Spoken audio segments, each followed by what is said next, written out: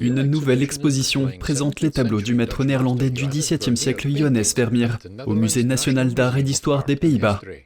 L'exposition rassemble 28 tableaux, soit la moitié des œuvres que Vermeer aurait jamais peintes, soit les 3/4 de celles qui existent encore aujourd'hui. Il n'a probablement jamais vu autant de ses propres œuvres réunies en une seule fois. C'est étonnant de voir à quel point les autres musées étaient prêts à coopérer. Ils ont vraiment senti qu'ils voulaient faire partie de cette réunion de Vermeer. Il y avait aussi cette excitation que c'est la première fois dans l'histoire, 200 ans de Rijksmuseum, que nous organisons une exposition monographique sur Vermeer. La préparation de l'exposition a duré 8 ans. 7 des tableaux n'ont pas été exposés aux Pays-Bas depuis plus de 2 siècles.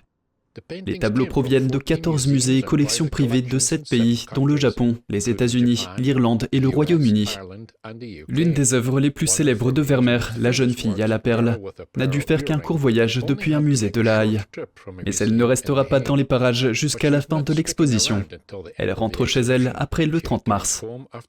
L'utilisation de la lumière, les couleurs vives et la composition méticuleuse de Vermeer sont visibles tout au long de l'exposition.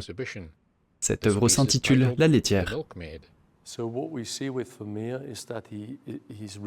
Donc, ce que nous voyons avec Vermeer, c'est qu'il est vraiment conscient des capacités de la couleur, de la peinture, des pigments. Ainsi, la plupart du temps, il utilise par exemple de l'azurite, qui est du lapis lazuli, un pigment très cher qui venait d'Afghanistan au XVIIe siècle.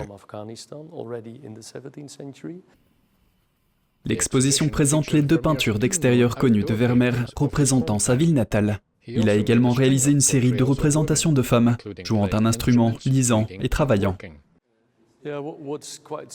Ce qui est assez frappant quand on regarde Vermeer, c'est que dans ses tableaux, ce sont surtout des femmes qui sont les protagonistes.